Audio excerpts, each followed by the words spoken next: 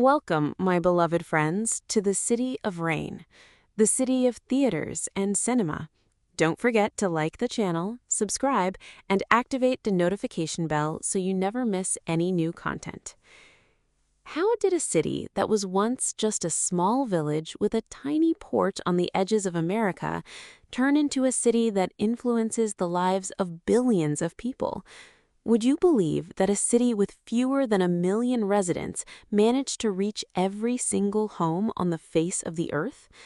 Seattle, the economic capital of Washington State, that state named after the founder of the United States of America, George Washington, the leader of the Liberation War against Britain. But the real question is, why Seattle? Because it's the richest city? The answer is no. Because it's the largest? Also no. So what makes it so different? The answer is that Seattle didn't build its strength on gold or oil. It built it on ideas and creativity. From here, from one small garage, the most famous website in the world was launched, Amazon, and today its influence reaches almost every country in the world. How could a small idea change the world? In short, in this city, a young man named Bill Gates was born. He didn't own gold mines or oil fields, but he believed that software would be the language of the future. And from here, Microsoft was founded, and its founder, Bill Gates, still has his home in this city. It's one of the most influential cities in the United States. After Bill Gates, a man named Jeff Bezos came along and asked a simple question: why don't we sell books online? It seemed like a crazy idea at the time, but it turned into Amazon, and today it's one of the largest companies in human history. But the important question is, why did Bezos choose Seattle in the first place? Because the city had everything the future needed: strong universities, engineers, ports linking Asia to America, and an environment that encouraged experimentation, even failure. But is everything in Seattle about companies? Of course not. The city is surrounded by forests, lakes, mountains, and the ocean, which gives its residents a strange balance: extremely advanced technology right next to incredibly peaceful nature. Now I'll tell you a little about my experiences in the city and the strangest and most important places worth visiting. First, breathtaking natural landmarks. One of the most beautiful waterfalls in America is in Seattle, about 40 minutes from downtown. It's one of the destinations worth visiting if you come to Seattle. Among the unique places is Snoqualmie Falls, which plunges 82 meters, higher than Niagara Falls, and receives 1.5 million visitors annually. It's considered one of the most important landmarks in Washington State. That's not all. There's another place you shouldn't miss: Olympic National Park, about 2.5 hours by car, but it's absolutely worth it. Inside, you'll find dense rainforests, wild coastlines, snow-capped mountains, and mirror-clear lakes. And from within the park, you can climb Mount Rainier, that massive volcano overlooking the city, surrounded by meadows of wildflowers in summer, creating a sight that steals your heart. The city itself overlooks Puget Sound, where you can take a ferry to visit nearby islands like Bainbridge Island and enjoy the sunset behind the city's skyline from the water, a magical, unforgettable view. Second, markets, historical sites, and culture. Pike Place Market. I think it's one of the most important markets you must visit in Seattle. It opened in 1907 and is considered one of the oldest continuously operating markets in America.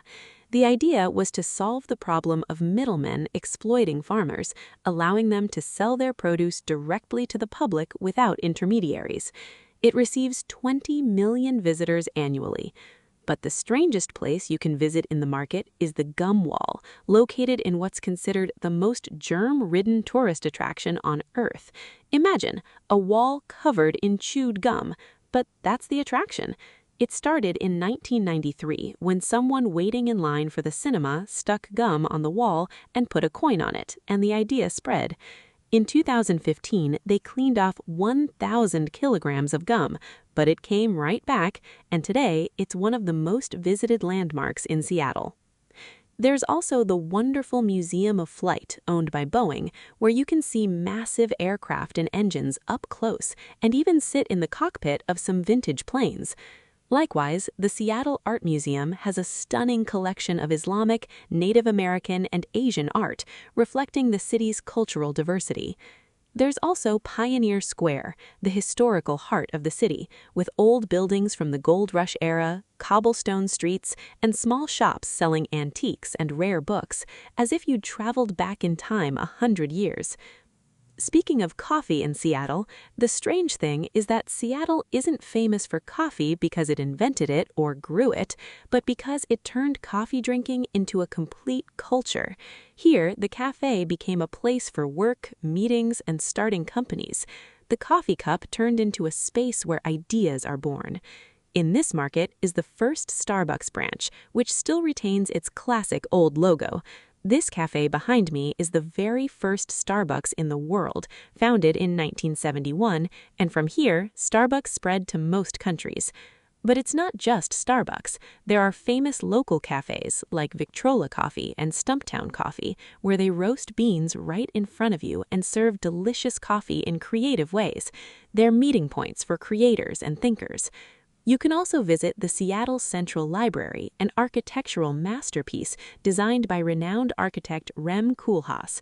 With its angled glass walls and stunning geometric ceilings, it holds over 1 million books and is a cultural destination in itself. Fourth, unique neighborhoods, shops, and street art. This shop behind me is one of the city's most famous for making and selling cheese. Let's try it and see how they make it. They make the cheese on site and sell it fresh. Look at the line. People watching how cheese is made here. This is the cheese factory, and everything is fresh. They also serve sandwiches and pasta with cheese. Let's try the pasta. He's essentially selling you the experience of making cheese right before your eyes. Let's taste it. Honestly, it's very good, but Italian is something else entirely. Imagine, this single serving costs $10, more expensive than the most expensive pasta in Italy. That's America. Also, among the things I loved to visit and try because people told me it was different is a new, not old, donut shop founded by a university student. Imagine, the story started as a hobby for a student named Pamela, and she succeeded in the project and now has several branches in the city. This is the busiest branch in the city. Success definitely comes from effort, persistence, and determination, but there's also something divine, I'm convinced of this, that is given to people who may not be the most capable or skilled, but there's something that science finds hard to explain. This is from my personal experience. The secret is always in simplicity. The name is simple. Flower Box. The idea is to make donuts in a special way, and every week they have a new blend, trying to innovate something unique. I, glorified be God, don't like sugar at all, but I had to try. Honestly, my evaluation, it's not worth waiting in line for or driving a long way for, but it's okay. Each piece costs $6. Not cheap, but these are American prices. I liked their coffee, though. It was really good and distinctive. $4. A nice experience. That's America. Also, the Fremont neighborhood is worth visiting, known for street art, night markets, and live music. You'll find strange statues like the famous Fremont Troll, craft shops, and a vibrant, youthful atmosphere. Fifth, unique art and architectural landmarks. This giant statue you see is a piece of art. In 1990, there was a lot of garbage and filth under this bridge, so they decided to change its appearance. They held a competition for artists to propose a design that would get rid of this mess. The artists came up with this figure, a giant inspired by Scandinavian fantasy stories called Aurora.